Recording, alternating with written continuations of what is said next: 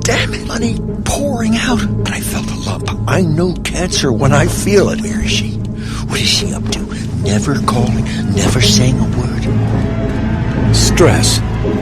It is everyone's inferno. Bedeviling our minds, igniting our nights, upending our equilibrium. But it hasn't always been so. Once, its purpose was to save us. If you're a normal mammal, what stress is about is 3 minutes of screaming terror on the savannah, after which it's either over with or you're over with. But everything changed. What once helped us survive has now become the scourge of our lives. And I just burst into tears and wept and wept. Today, scientific discoveries in the field Got him. Good. and in the lab prove that stress is not a state of mind, but something measurable and dangerous. This is not an abstract concept. It's not something that maybe someday you should do something about. You need to attend to it today. In some of the most unexpected places, scientists are revealing just how lethal stress can be. Chronic stress could do something as unsubtle and grotesque as kill some of your brain cells. The impact of stress can be found deep within us, shrinking our brains, adding fat to our bellies, even unraveling our chromosomes. This is real. This is not just somebody whining. Stress, savior, tyrant, plague. Its portrait revealed.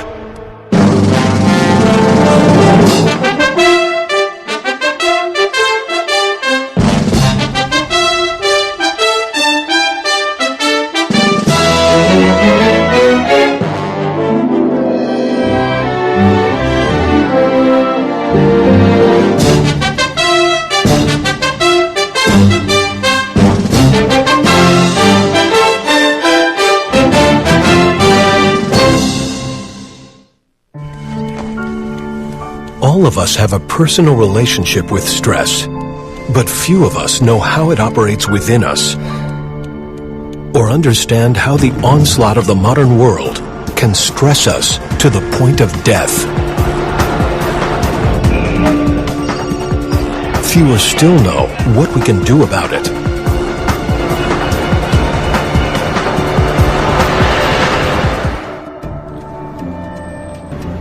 But over the last 3 decades, Stanford University neurobiologist Robert Sapolsky has been advancing our understanding of stress, how it impacts our bodies, and how our social standing can make us more or less susceptible. Is the aggregate bad news? And Most of the time, you can find him teaching and researching in the high-achieving, high-stressed world of brain science. This week's paper is this huge contrast between classical. But that's only part of his story.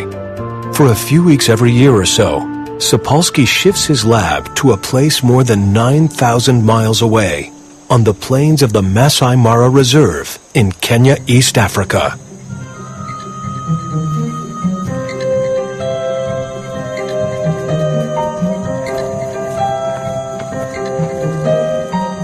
Robert Sapolsky first came to Africa over 30 years ago on a hunch. He suspected he could find out more about human stress and disease by looking at non-humans. And he knew just the non-humans. You live in a place like this, you're a baboon, and you only have to spend about 3 hours a day getting your calories. And if you only have to work 3 hours a day, you got 9 hours of free time every day to devote to making somebody else just miserable.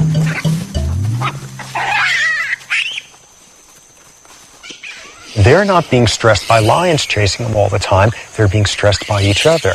They're being stressed by social and psychological tumult invented by their own species. They're a perfect model for westernized stress-related disease. To determine just what toll stress was taking on their bodies, Sapolsky wanted to look inside these wild baboons at the cellular level for the very first time. To do this, he would have to take their blood in the most unassuming way. Basically, what you're trying to do is anesthetize a baboon without him knowing it's coming. because you don't want to have any of this anticipatory stress. So you can't just, get in your Jeep and chase the baboon up and down the field for 3 hours and finally, when he's winded, dart him with an anesthetic. Now, the big advantages of a blowgun are that it's pretty much silent and it hasn't a whole lot in the way of moving parts, but the big drawback is it doesn't go very far.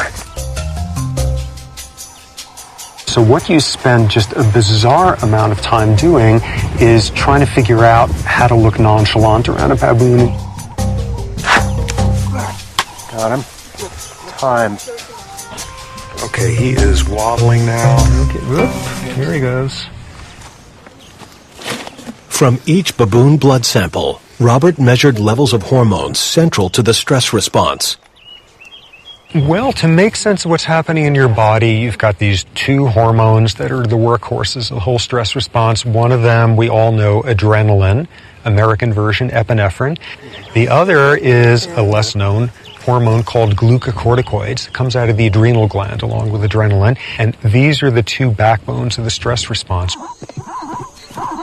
That stress response and those two hormones are critical to our survival. Because what stress is about is somebody is very intent on eating you, or you are very intent on eating somebody, and there's an immediate crisis going on. When you run for your life, basics are all that matter.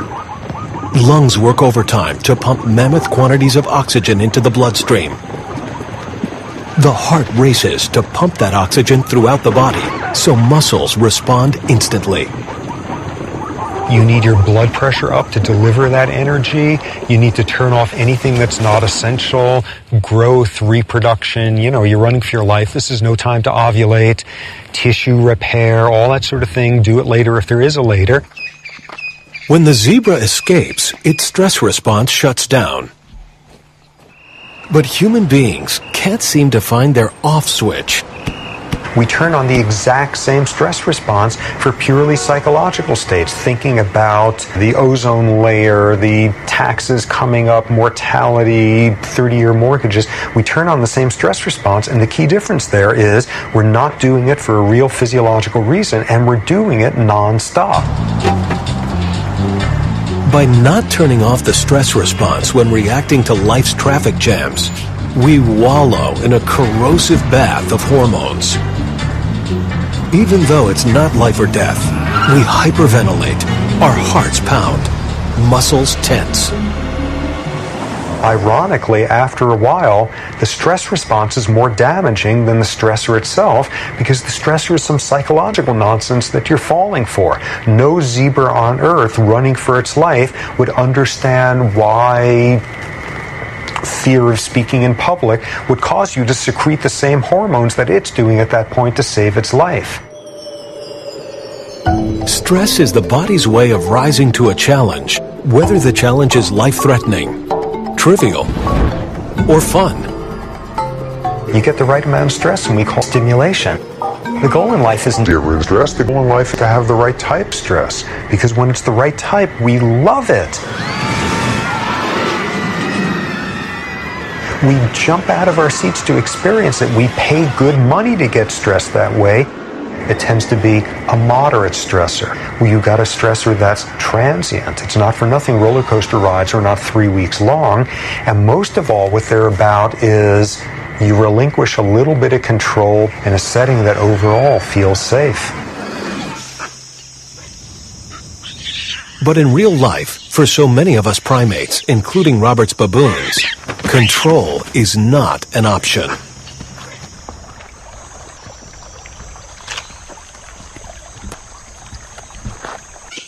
So you get some big male who loses a fight and chases a subadult who bites an adult female who slaps a juvenile who knocks an infant out of a tree, all in 15 seconds. So insofar as a huge component of stress is lack of control, lack of predictability, you're sitting there and you're just watching the zebra and somebody else is having a bad day and it's your rear end that's going to get slashed. So tremendously psychologically stressful for the folks further down on the hierarchy. One of Robert's early revelations was identifying the link between stress and hierarchy in baboons. Some baboon troops are over 100 strong. Like us, they have evolved large brains to navigate the complexities of large societies. Survival here requires a kind of baboon political savvy, with the most cunning and aggressive males gaining top rank and all the perks. Females for the choosing, all the food they can eat, and an endless retinue of willing groomers. Every male knows where he stands in society, who can torture him, whom he can torture, and who in turn the torturee can torture. Well, this sounds like a terrible thing to confess after 30 years, but I don't actually like baboons all that much. I mean, there's been individual guys over the years who I absolutely love, but they're these schemy, backstabbing, Machiavellian bastards. They're awful to each other. So they're great for my science. I mean, I'm not out here to commune with them. They're perfect for what I study. 22 years ago, at the age of 30, Sapolsky's landmark research earned him the MacArthur Foundation's Genius Fellowship. His early work, measuring stress hormones from extracted blood, led to two remarkable discoveries. A baboon's rank determined the level of stress hormone in his system. So if you're a dominant male, you can expect your stress hormones to be low. And if you're submissive, much higher. But there was an even more revealing find. In Sapolsky's sample, low rankers, the have-nots, had increased heart rates and higher blood pressure. This was the first time anyone had linked stress to the deteriorating health of a primate in the wild. Basically, if you're, a stressed, unhealthy baboon in a typical troop, high blood pressure, elevated levels of stress hormones, you have an immune system that doesn't work as well, your reproductive system is more vulnerable to being knocked out of whack, your brain chemistry is one that bears some similarity to what you see in clinically depressed humans, and all that stuff, those are not predictors of a hale and hearty old age.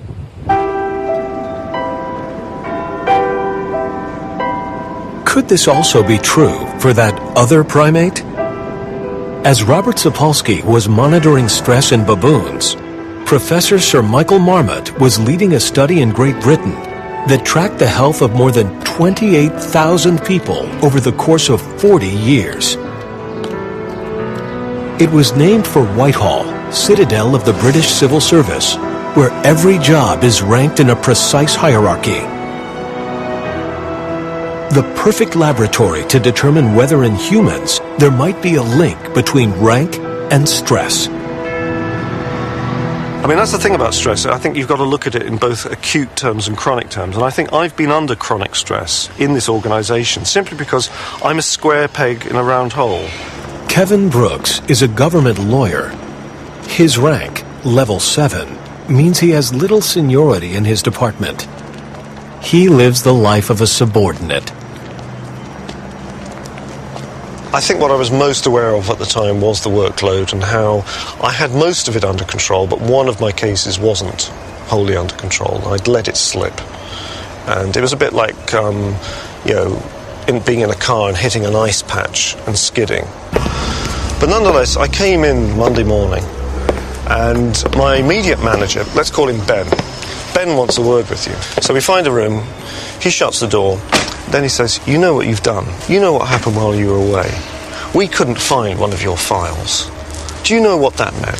He just gave me a darn good kicking, psychologically. He did me over. And at the end of it, it was more threats. It was, right, this may be a disciplinary matter. So I left the room, crossed over the corridor to my own room, and I just burst into tears and wept and wept.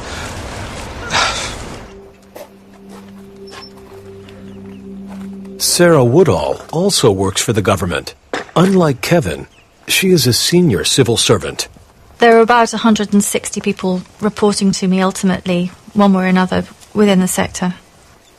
I do really enjoy working in the civil service. It's quite a dynamic environment. It can be quite exciting.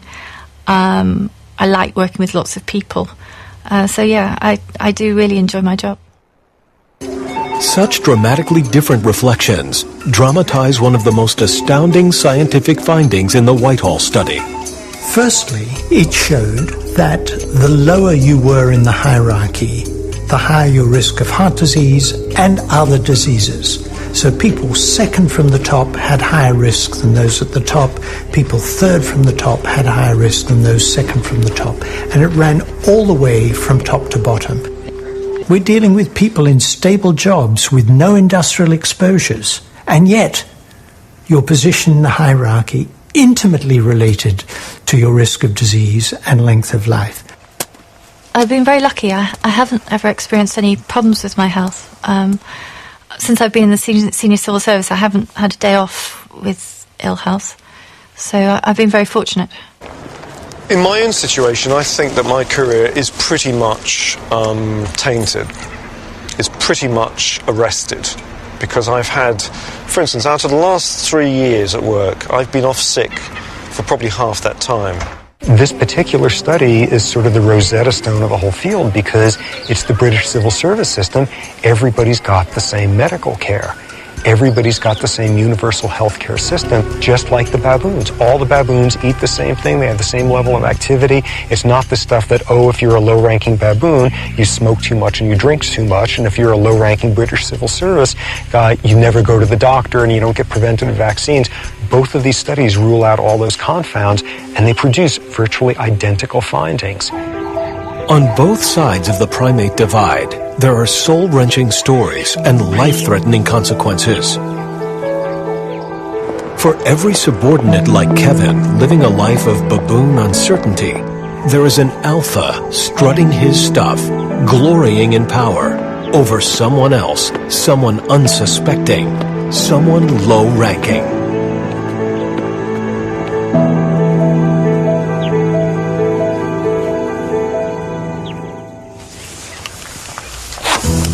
Got him. 1246. Do either of you see where the dart is? Yeah, I do. Okay, guys, who do you think's higher ranking? Our guy. Yeah.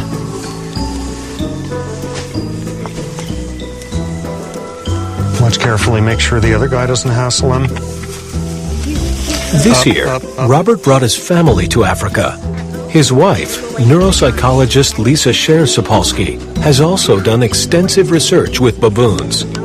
And for the first time, they brought along their kids, Benjamin and Rachel. As asleep as he looks. You know, all the baboons are perfectly willing to get very freaked out by a human coming over and touching one of these guys, but cover him with a burlap and he doesn't exist anymore. Oh my God, he's there, he's there. Oh, not there anymore. Okay. So this is not quite like take your kids to work day, but you know, this is a pretty central feature of who I am by now and who my wife and I are, and you know, if our kids want to know where we came from, this is pretty fundamental. As in previous seasons, Robert measures how individuals at every level of the baboon hierarchy react to and recover from stress. So what we're doing, we're now going to challenge the system with increasing doses of epinephrine.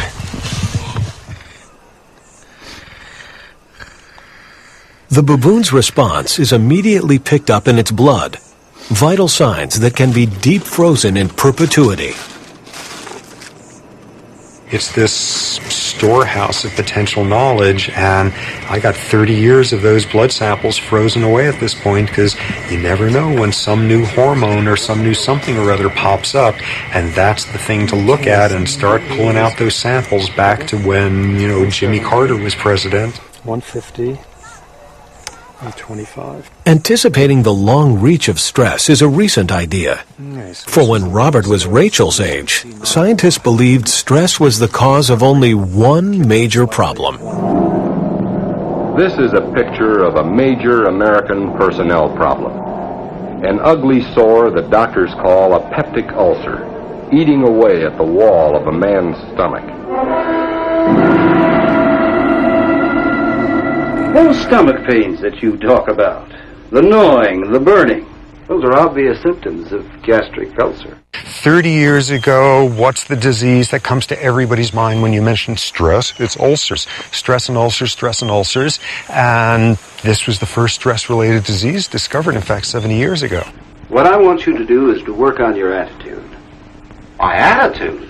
That's right. Ulcers breed on the wrong kind of feelings. You've got to be honest with yourself about the way you feel about things. Finding a new doctor sounds like a better answer to me.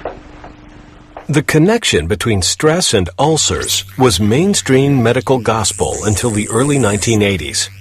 Then, Australian researchers identified a bacteria as the major cause of ulcers. And this overthrew the entire field. It's got nothing to do with stress. It's a bacterial disorder. And I'm willing to bet half the gastroenterologists on earth, when they heard about this, went out and celebrated that night. This was like the greatest news. Never again were they going to have to sit down their patients and make eye contact and ask them, how's it going? So anything stressful, it's got nothing to do with stress. It's a bacterial disorder. So no longer would the solution be stress management. Now it could be something as simple as a pill. It was a major breakthrough.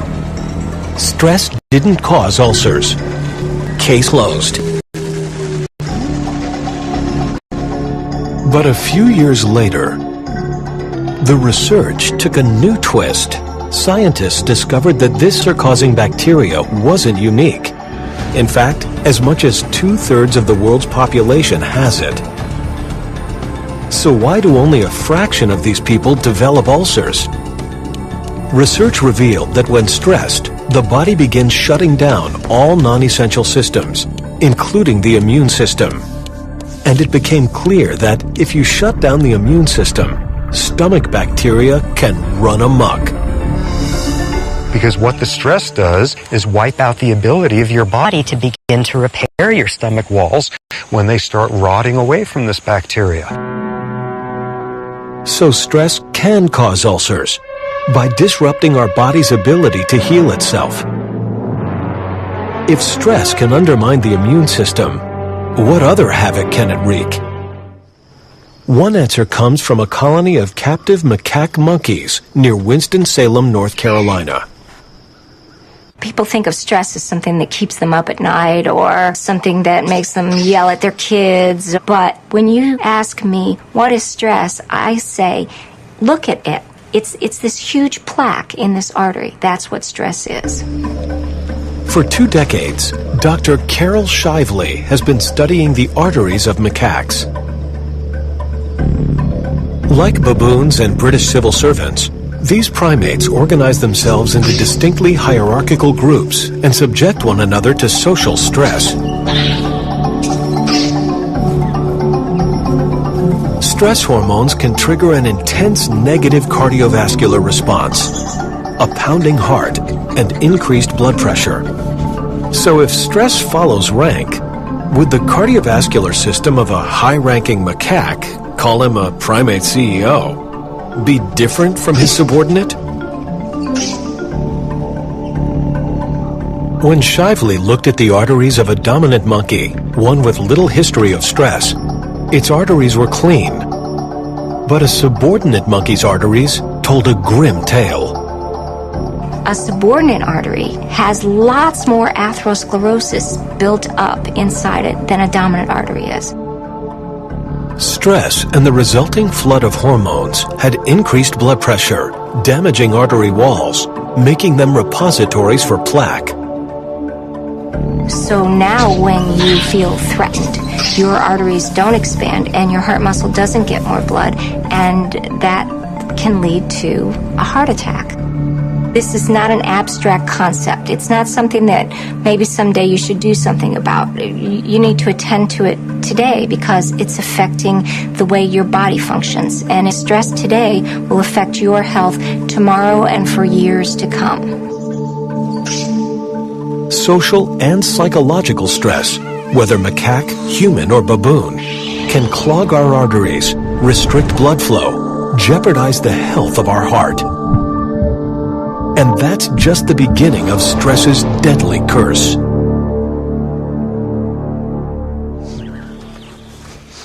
Robert's early research demonstrated that stress can work on us in an even more frightening way.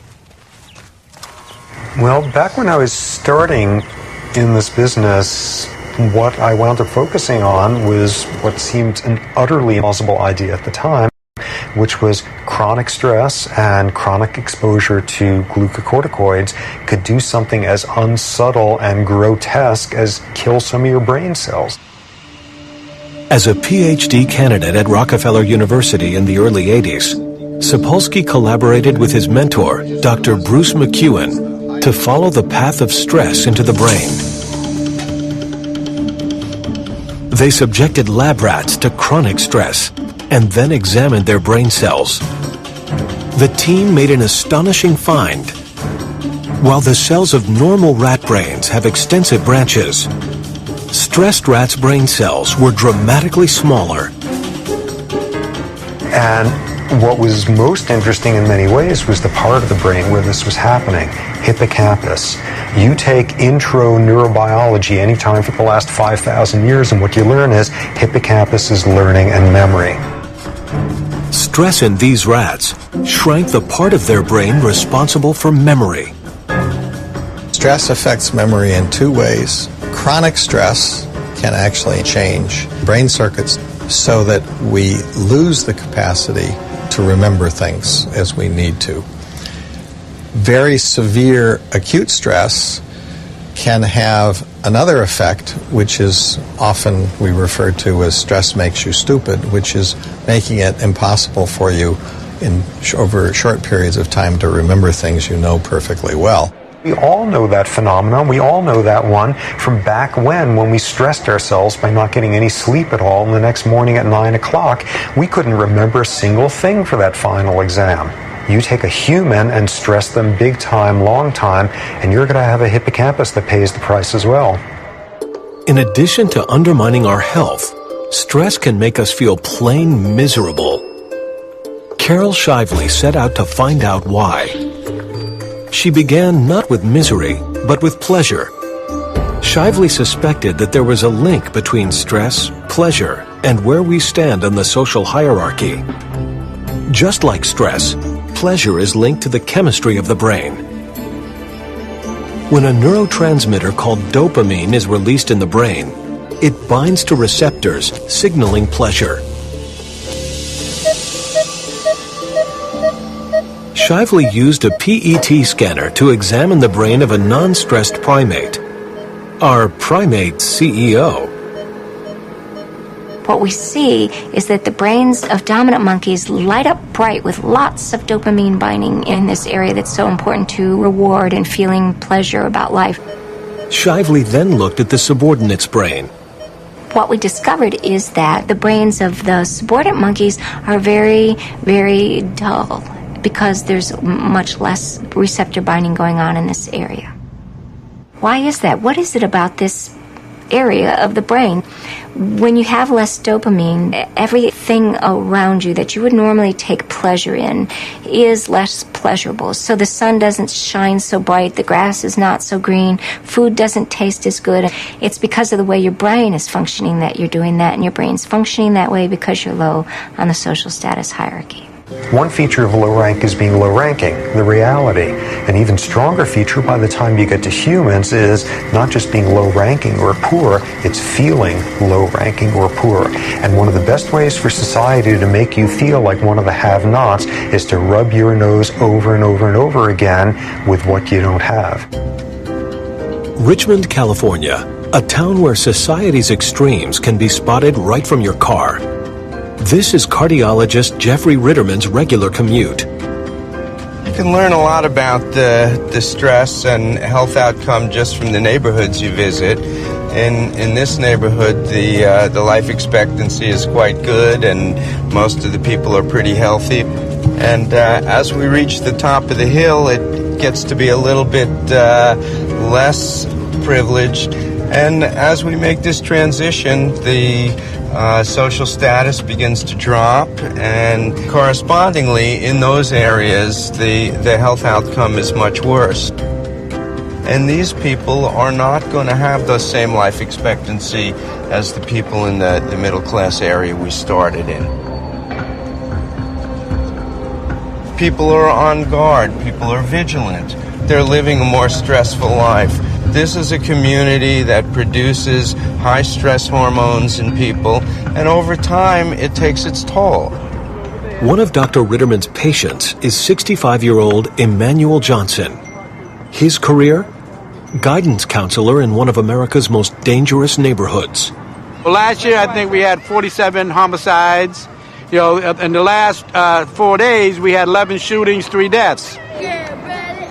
And I just know 9 times out of 10 it's going to be a relative or someone that the kids know. For Emmanuel Johnson, there is a price for chronic exposure to this stress. 5 years ago I had a heart attack. I'm a diabetic too. I have to work on it constantly. I've been in this business 20 years, so it's stressful just working the job. So over the years, the cholesterol, the blood pressure, sugar came on later, but the stress was always there long before they came on. Emmanuel Johnson's body may be telling yet another story of stress. The Whitehall study in England found an incredible link between stress, your position in the social hierarchy, and how you put on weight. So it may not be just putting on weight, but also the distribution of that weight. And the distribution of that weight, putting it on round the centre, is related to position in the hierarchy, and that in turn may be related to chronic stress pathways. So we said, does that happen in monkeys? Because they organize themselves in a hierarchy too. And it turns out that it does. Subordinate monkeys are more likely to have fat in their abdomen than are dominant monkeys. I think the most amazing observation that I've made in my lab is this idea that stress could actually change the way you deposit fat on your body. To me, that was a bizarre idea that you could actually alter the way fat is distributed. Sapolsky, Shively, and others think stress could be a critical factor in the global obesity epidemic. Even worse, fat brought on by stress is dangerous fat. You know that fat carried on the trunk or actually inside the abdomen is much worse for you than fat carried elsewhere on the body. It behaves differently. It produces different kinds of hormones and chemicals and has different effects on your health. Whatever it is that works for an individual, they need to value stress reduction. I think the problem in our society is that we don't value stress reduction. We, in fact, value the opposite. We admire the person who not only multitasks and does 2 things at once, but does 5 things at once. We kind of admire that person. How do they manage that, Well, that's incredibly stressful way to live. We have to change our values and value people who understand a balanced and serene life.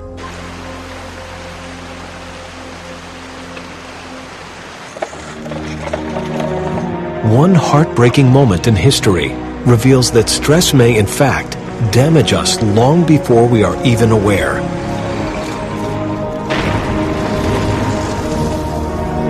Holland, late 1944. A brutal winter and a merciless army of occupation conspire to starve a nation. It is known as the Dutch Hunger Winter. For those who survive today, these are haunting memories. Ik had niks. Ik kon hem niet zelf voeden meer. Het leek wel of ik de tering had, zo ziek was ik. En dan moet je voor zo'n kind gaan zorgen. Vond ik heel erg. Dat heb ik gedaan op de Dam, naast het paleis. En ik heb gevraagd aan de kosteres: wilt u zolang als de oorlog duurt mijn kindje grootbrengen? Want ik kan het niet. Dutch researcher Tessa Roseboom had heard many of those tragic memories. She and her team wanted to know if there were any lingering effects. Roseboom knew that our bodies respond to famine in much the same way they respond to other stressors. So she set out to see if the fetuses of women pregnant during these arduous days could possibly be affected by stress. Because of meticulous record-keeping by the Dutch, Roseboom was able to identify over 2,400 people who could have been impacted. She and her team analyzed the data from those born during and after the famine and came to a surprising conclusion. I think that you could say that these babies were exposed to stress in fetal life and they are still suffering the consequences of that now, 60 years later. Many of the Dutch hunger winter children live today, all in their 60s. Many still bear the scars of war. We found that babies who were conceived during the famine have an increased risk of cardiovascular disease. They have more hypercholesterolemia. They are more responsive to stress. And they generally are in poorer health than people who were born before the famine or conceived after it. Researchers think that stress hormones in a mother's blood triggered a change in the nervous system of the fetus as it struggled with starvation. This was the fetus's first encounter with stress. 6 decades later, the bodies of these Dutch hunger winter children still haven't forgotten. What we now know is it's not just your fat cell storage that winds up being vulnerable to events like this. It's your brain chemistry. It's your capacity to learn as an adult. It's your capacity to respond to stress adaptively rather than maladaptively. How readily you fall into depression. How vulnerable you are to psychiatric disorders. Yet another realm in which early experience and early stress can leave a very bad footprint. If I had had an option, I would not have opted to be bipolar. But now that I am bipolar, I'll have to live with it. Dus dan heb je dat gevoel van als je wat soepeler leeft, dat je dat niet hebt. Ik kan het niet echt zeggen. Ik ben wel gauw boos. What the Dutch hunger winter phenomenon is about is experience environment starts long before birth, and adverse, stressful environments can leave imprints, can leave scars lasting a whole lifetime.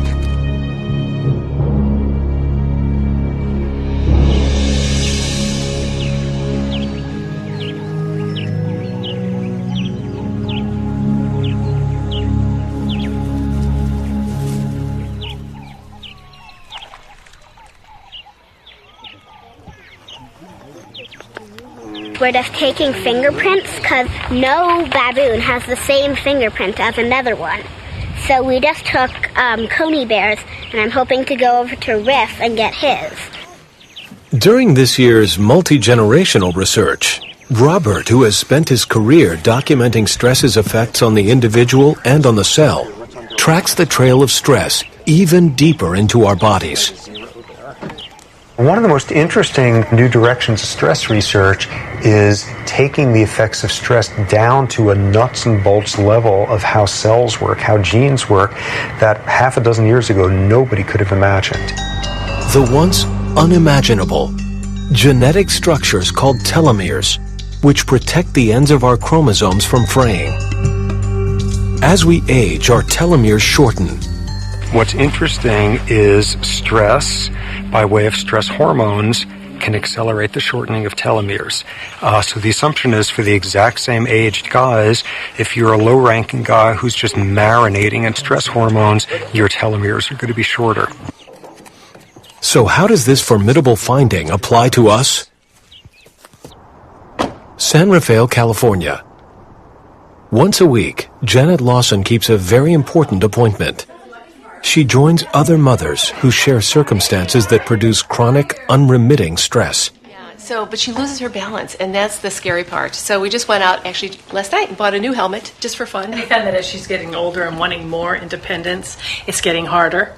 Each of these women is mother to a disabled child. And for us, my son's only 8, and there's enough I can handle, and I don't allow myself to go too much out. I can't. I had a friend recently who said to me, I think you really should consider putting Lexi in a home. And that was really stressful in and of itself to think, wow. So, sorry. No, don't be sorry, honey. So it's like, wow, how could you even say that? She's, a little girlfriend. She's, even though she can't really communicate, she loves.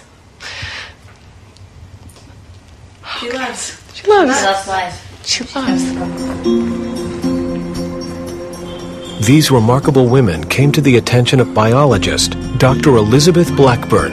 I didn't directly know the individuals, but I know the stories. I'm a mother myself, and so when I heard about this cohort, I really thought it was worthwhile finding out what really is happening at the heart of the cells in these mothers who are doing such a difficult thing for such a long time.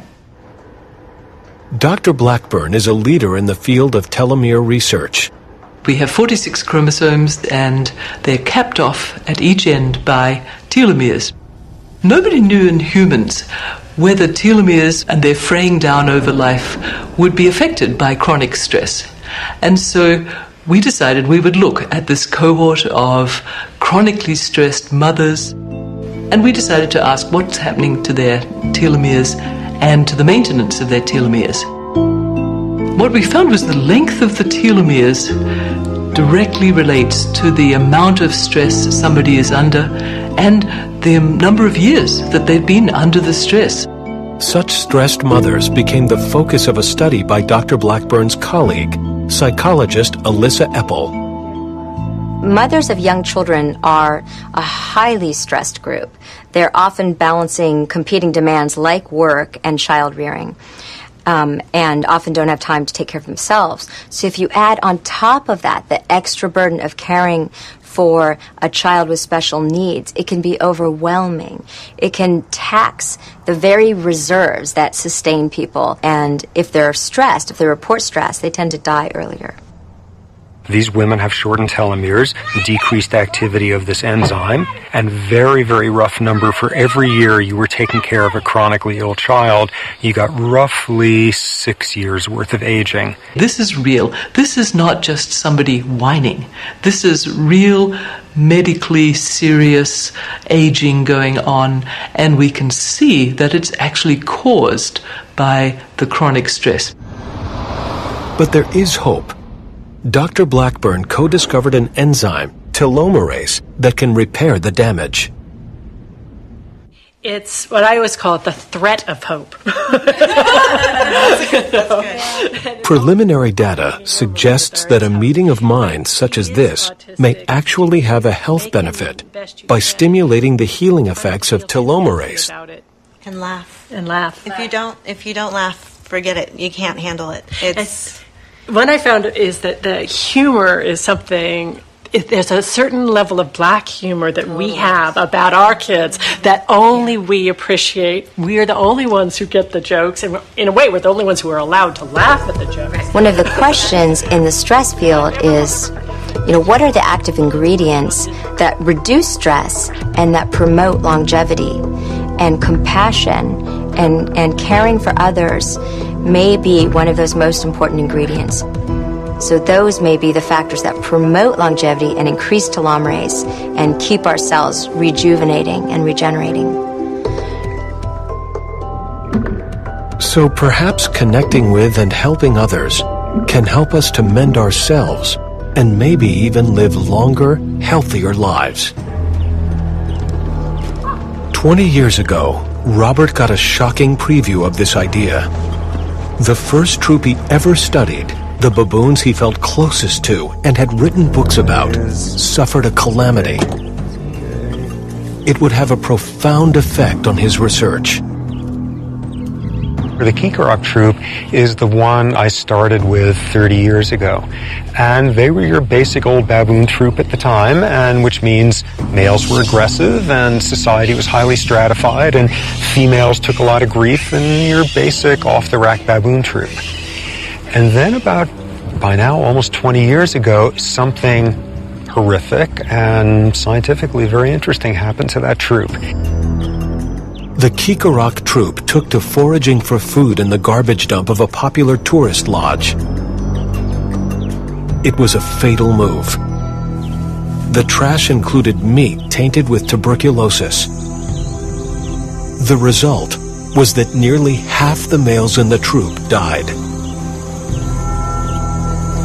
Not unreasonably, I got depressed as hell and pretty damn angry about what happened. You know, you're 30 years old, you can afford to expend a lot of emotion on a baboon troop, and there was a lot of emotion there. For Robert, a decade of research appeared to have been lost. But then he made a curious observation about who had died and who had survived. It wasn't random who died. In that troop, if you were aggressive, and if you were not particularly socially connected, socially affiliative, you didn't spend your time grooming and hanging out, if you were that kind of male, you died. Every alpha male was gone. The Kikarok troop had been transformed. And what you were left with was twice as many females as males, and the males who were remaining were, you know, just to use scientific jargon, they were good guys. They were not aggressive jerks. They were nice to the females. They were very socially affiliative. It completely transformed the atmosphere of the troop. When male baboons reach adolescence, they typically leave their home troop and roam, eventually finding a new troop.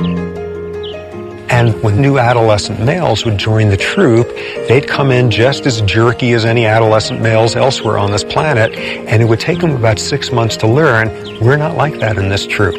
We don't do stuff like that. We're not that aggressive. We spend more time grooming each other. Males are calmer with each other. You do not dump on a female if you're in a bad mood. And it takes these new guys about 6 months, and they assimilate this style, and you have baboon culture, and this particular troop has a culture of very low levels of aggression and high levels of social affiliation, and they're doing that 20 years later. And so the tragedy had provided Robert with a fundamental lesson, not just about cells, but how the absence of stress could impact society. Did these guys have the same problems with high blood pressure? Nope. Do these guys have the same problems with brain chemistry related to anxiety, stress hormone levels? Not at all. It's not just your rank, it's what your rank means in your society. And the same is true for humans, with only a slight variation. We belong to multiple hierarchies, and you may have the worst job in your corporation and no autonomy and control and predictability, but you're the captain of the company softball team that year, and you better bet you are going to have all sorts of psychological means to decide it's just a job, 9 to 5, that's not what the world is about. What the world's about is softball, I'm the head of my team, people look up to me, and you come out of that deciding you are on top of the hierarchy that matters to you.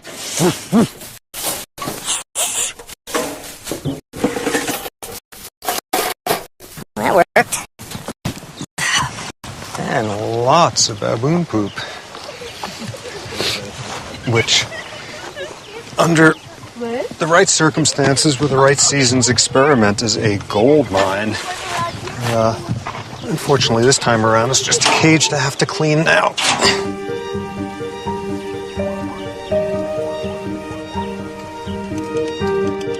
I'm studying stress for 30 years now, and I even tell people how they should live differently. So presumably I should have incorporated all of this, and the reality is, like, I'm unbelievably stressed and type A and poorly coping, and, like, why else would I study this stuff 80 hours a week? No doubt everything I advise is going to lose all its credibility if I keel over dead from a heart attack in my early 50s. Nah, I'm not good at dealing with stress. You know, one thing that works to my advantage is I love my work and I love every aspect of it, so that's good. But nonetheless, this is pretty clearly a different place than the savannah in East Africa. You know, you can do science here that's very different and more interesting in some ways. You can have hot showers on a more regular basis. It's a more interesting, varied world in lots of ways, but, you know, there's a lot out there that you sure miss.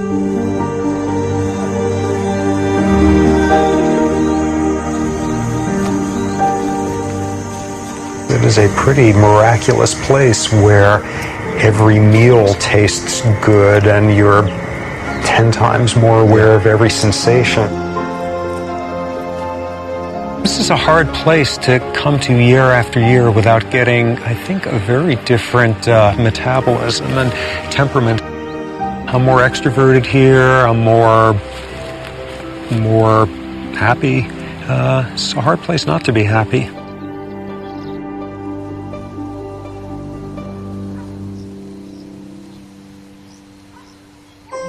So one antidote to stress may be finding a place where we have control. But how do we reckon with all the time we spend at work? I would say what we've learned from the Whitehall study, from the study of the non-human primates, is the conditions in which people live and work are absolutely vital for their health.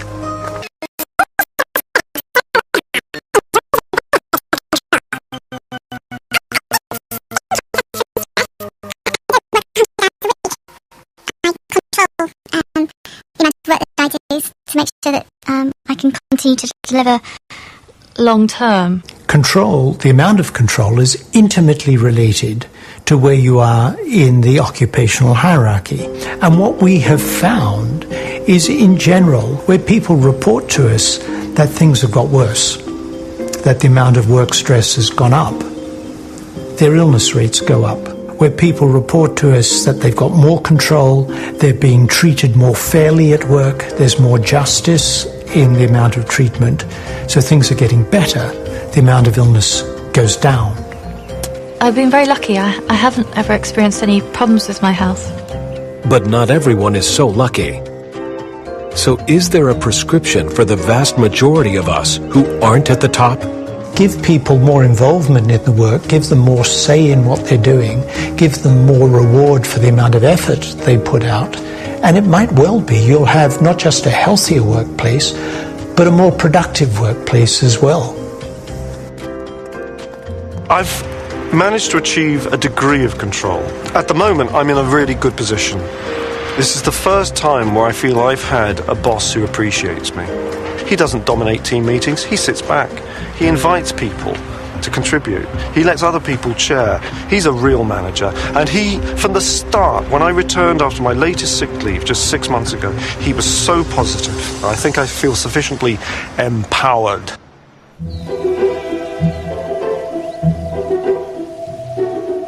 Who would have imagined that Robert's baboons would point us humans towards a stress-free utopia?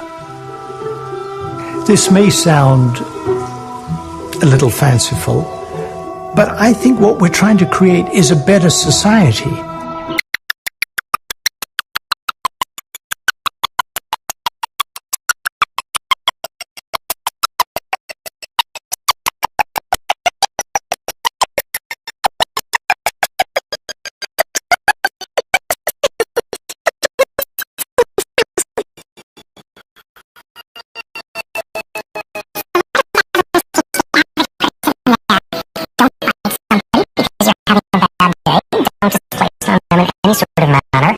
Social affiliation is a remarkably powerful thing, and that's said by somebody who lives in a world where ambition and drive and type A-ness and all of that sort of thing dominates.